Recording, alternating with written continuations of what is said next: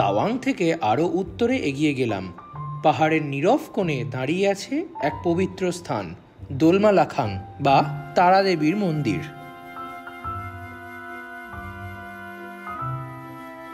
এখানে রয়েছে এক বিশাল হোয়াইট তারার মূর্তি, যিনি করুণা আর রক্ষার দেবী বলে বুদ্ধিজমে মনে করা হয়। তারা দেবীর মন্দির দর্শন করার পর আমরা উপভোগ করলাম গোরসামচারতেন।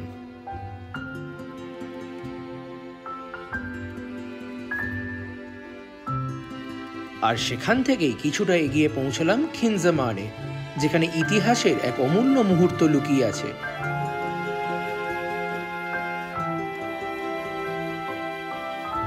এখানে এসে মনে হলো প্রকৃতি, ইতিহাস আর বিশ্বাস তিনজনই হাত ধরাধরি করে একে অপরের সাথে দাঁড়িয়ে আছে।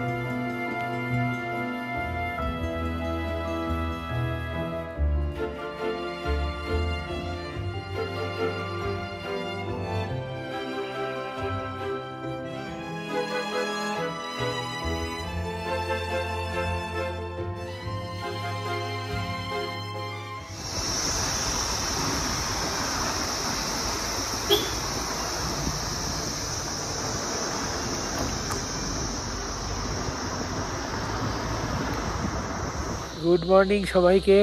আজকে আমাদের তাওয়াং ট্রিপের 4th ডে, আর বেসিক্যালি তাওয়াংয়ে আজকে আমাদের লাস্ট ডে। আমরা কালকে আবার তাওয়াং থেকে নিচের দিকে যাব। তো আজকে আমরা যেখানে যাচ্ছি সেটা একটা পুরো আনটাচড জায়গা, খুব কম লোক যায়, সেটা হচ্ছে জেমিথাং। তো সকালবেলা 6টার সময় বেরিয়েছি, এখন বাজে হচ্ছে 8টা 15, 2 ঘন্টা 15 মিনিট আমরা জার্নি করেছি। করে এখন এসছি লুমলা বলে একটা জায়গায়। তো লুমলাতে একটা জায়েন্ট তারা দেবী স্ট্যাচু আছে। তো তারা দেবী আপনারা জানেন, এটা হচ্ছে মানে বুদ্ধিস্টদের একটা দেবী, মানে খুবই তাৎপর্যপূর্ণ একটা মানে ক্যারেক্টার, ওদের মাইথোলজিক্যাল ক্যারেক্টার। তো আর এই জায়গাটার নাম আর একটা নামও আছে, সেটা হচ্ছে দোলমা লাখাং। তো এই লাখাং শব্দটা মনে পড়ছে, ভুটানে লাখাং শব্দের অর্থ হচ্ছে টেম্পল। তো যেটা বুঝতে পারছি, জেমিথাং যেহেতু ভুটান বর্ডারের খুবই কাছে, এখানে কিন্তু ভুটানিজ একটা কি বলবো মানে ভুটানিজ কালচারের একটা ছাপ, হ্যাঁ ইমপ্রেশন বা এটা মানে ভুটানিজ কালচারের একটা ছাপ রয়ে গেছে, এখানে একটা ইনফ্লুয়েন্সটা আছে। স্বাভাবিক, কারণ যেখানে বেশি থাকে সেই জায়গাটার একটা প্রভাব তো পড়ে একদম। তো যাই, আমরা আজকে ভিডিওটা এখনই শুরু করছি, কারণ এতটাই সকালে বেরিয়েছিলাম, তখন মানে খুবই টায়ার্ড ফিল হচ্ছিল, ঘুমও কাটেনি ঠিক করে, আর রাত করে শোয়াও হচ্ছে। তো এখন আমরা যাচ্ছি তারাদেবী টেম্পলের ওপরে, আপনাদের সুন্দর সুন্দর দৃশ্য আর শর্টস দেখাই।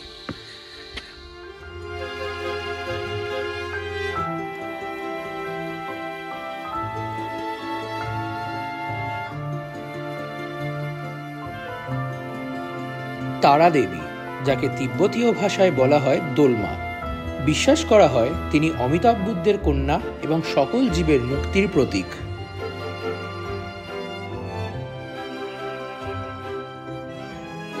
তারা দেবীর 21টি রূপের মধ্যে হোয়াইট তারা বা শ্বেত তারা প্রতিনিধিত্ব করেন শান্তি, দীর্ঘায়ু ও আরোগ্যের।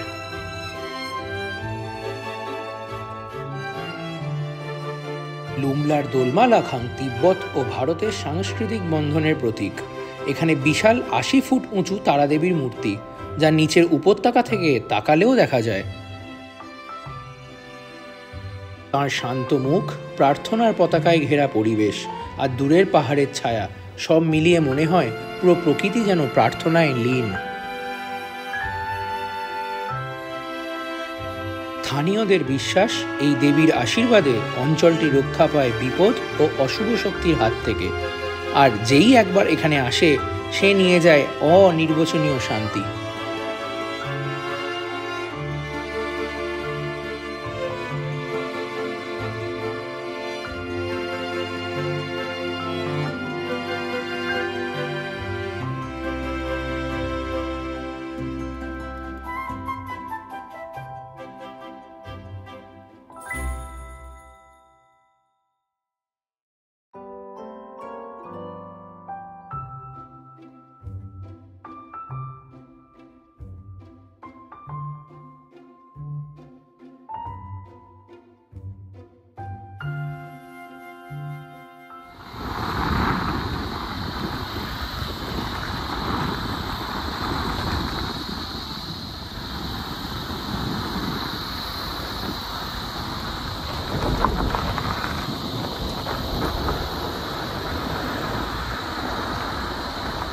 দোলমালা খাং বা তারা দেবীর ওই মন্দিরটা বা ওই স্ট্যাচুটা দেখার পর আমরা তো আসছিলাম জেমিথাংয়ের পথে। আর জেমিথাংয়ের পথে আস্তে আস্তে একটা দুর্দান্ত ওয়াটারফলস দেখতে পেয়েছি। এটার নাম হচ্ছে বিটিকে ওয়াটারফলস। এখান থেকে জেমিথাং মাত্র 15 কিলোমিটার, বেশি নয়। রাস্তা খুব ভালো। এই ওয়াটারফলসটা বিশাল ওপর থেকে নিচে পড়ছে, আর নিচে খরস্রোতা নদী বয়ে যাচ্ছে। সবটাই দেখাবো আপনাদের, দেখুন ওয়াটারফলসও দেখুন আর সেই নদীরও মানে দৃশ্য আপনাদের দেখাবো। দুর্দান্ত লাগছে জাস্ট।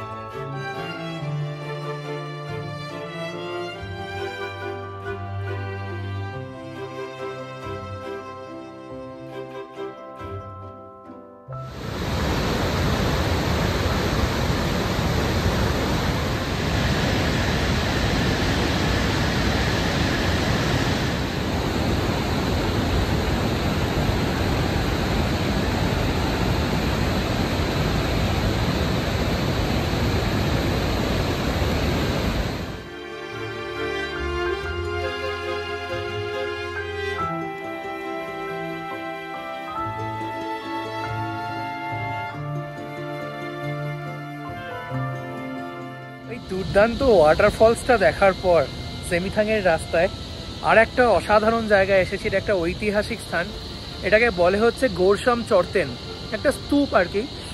যেরকম সাঁচি স্তূপ আছে নেপালে, একটা কাঠমান্ডু শহরেও একটা খুব সুন্দর স্তূপ আছে, মানে এগুলো সব বুদ্ধিজমের একটা সিগনিফিকেন্স।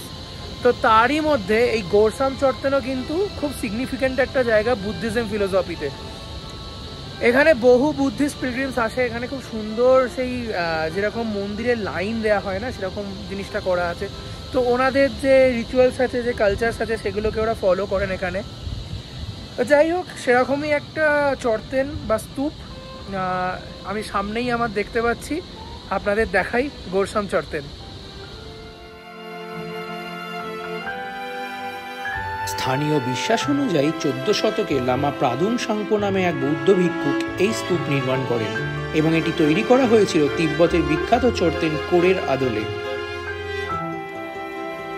কথিত আছে তিনি এক রাতে তিব্বতের চর্তেন দেখে স্বপ্নে এক নকশা পান আর পরদিন এখানেই গড়ে তোলেন তার প্রতিরূপ গোরসাম চর্তেন।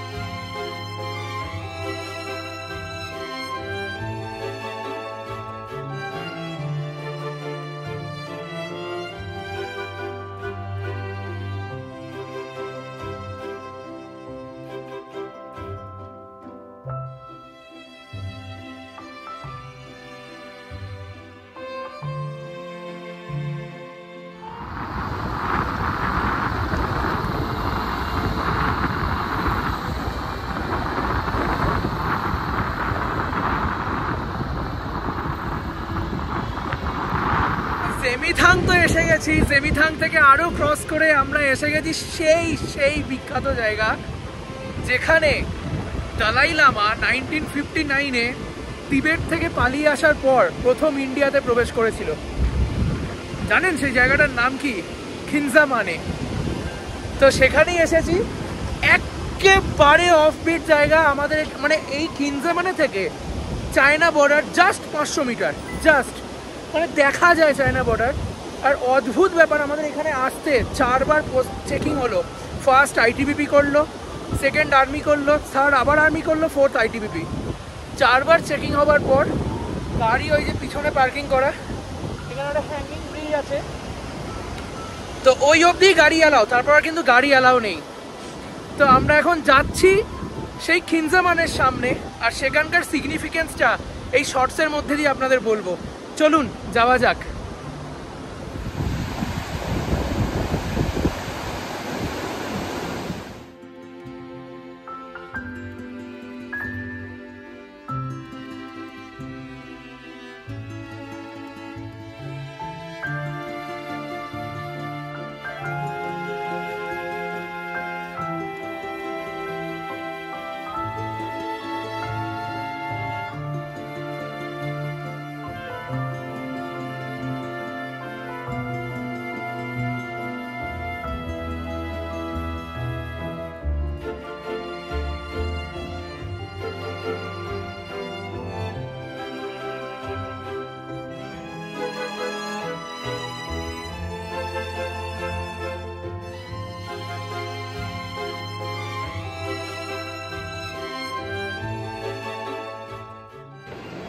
তো এই জায়গাটার নাম হচ্ছে কিনজামানে। এখানটা হচ্ছে জেমিথাং থেকে 8 কিলোমিটার দূরে। এবার কেন এই জায়গাটা এত মানে ঐতিহাসিক বা এত তাৎপর্যপূর্ণ একটা জায়গা, 1959-এ যখন চায়না তিবেত ক্যাপচার করে, তখন দলাই লামা তার ফলোয়ার্সদের নিয়ে ইন্ডিয়ার দিকে রওনা দিয়েছিল চায়না থেকে বা টিবেট থেকে।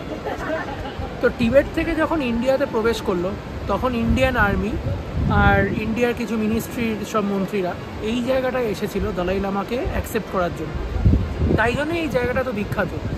টিবেট থেকে যখন দলাই লামা ইন্ডিয়াতে প্রবেশ করে, ঠিক এই জায়গাটাতেই দলাই লামাকে অ্যাকসেপ্ট করেছিল বা দলাই লামাকে প্রথম নিয়েছিল ইন্ডিয়ান আর্মি। দলাই লামা হাতে একটা লাঠি নিয়ে এসেছিলেন, অনেকটা পথ তিনি হেঁটে এসেছিলেন। তো লাঠিটা এখানে আসার পর উনি পুঁতে দিয়েছিলেন মাটিতে। সেইটা হচ্ছে আপনাদের জাস্ট একটু আগে দেখিয়েছি ভিডিওতে, ওইখানে লাঠিটা উনি পুঁতে দেন। সেই লাঠিটা এখন হয়ে গেছে একটি গাছ, বিশাল গাছ। তো সেইটা বুদ্ধিজম কালচারে হোলি ট্রি হিসেবে দেখা হয়। যেহেতু দলাই লামা ইন্ডিয়াতে প্রবেশ করার পরই লাঠিটা পুঁতে দিয়েছিলেন এবং একটা গাছ তৈরি হয়ে গেছে, সেই জন্য বুদ্ধিস্টরা এই গাছটাকে কিন্তু পুজো করে। তো এই জন্যই এই জায়গাটা এত বিখ্যাত। আর সব থেকে যেটা ভালো লাগছে, এই জায়গাটায় মানুষজন খুব কম, মানে একেবারে অফবিট প্লেস, হাতে গোনা কয়েকটা লোক। তো ভালো লাগলো, বাঙালি এসেছে, তাদের সাথে কথা হলো। আর ম্যাক্সিমাম এখানকার লোকাল যারা এই গাছকে পুজো করতে আসে। আমি কৃত্তিকা আমরা এরকম অফবিট প্লেসেস ঘুরতে ভালোবাসি, তাই মানে রিসার্চ করে চলে এলাম এই জায়গাটায়। আপনারা যদি কেউ কিনজামানি আসতে চান, তাওয়াং থেকে 4 ঘন্টার রাস্তা, জেমিথাং আসতে হবে। জেমিথাং থেকে 10 কিলোমিটার দূরেই হচ্ছে কিনজামানি। তো যদি আপনাদের হিস্ট্রিতে ইন্টারেস্ট থাকে, এই সমস্ত অফবিট প্লেসেসে আসার ইন্টারেস্ট থাকে, অবশ্যই এই জায়গাটা আসুন। আর last but not the least, এখান থেকে চায়না জাস্ট 1 কিলোমিটার দূরে।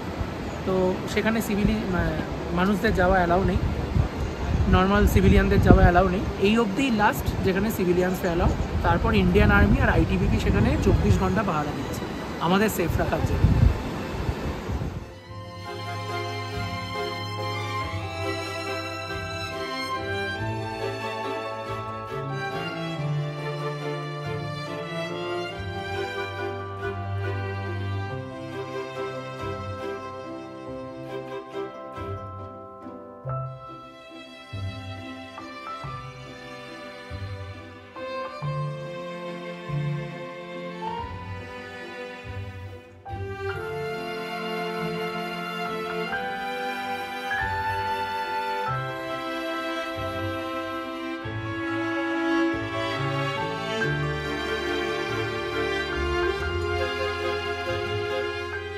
যে গেটটা দেখা যাচ্ছে, এটাই হচ্ছে লাস্ট চেক পয়েন্ট। এটার পর আর সিভিলিয়ানস অ্যালাউ নেই। ওর পেছনে আর্মি আছে, আইটিবিপি আছে। আর এখান থেকে 1 কিলোমিটারেরও কম ইন্ডিয়া চায়না বর্ডার। তো সবসময়তেই সেখানে আমাদের ইন্ডিয়ান আর্মি, আইটিবিপি তাদের অ্যাক্টিভিটি চালিয়ে যাচ্ছে। মানে সবসময় তারা আমাদের এই জায়গাটা থেকে রক্ষা করছে। মানে সত্যি এই জায়গাটা এসে জাস্ট মন ভরে গেল। একটা ঐতিহাসিক জায়গা, কি বলো?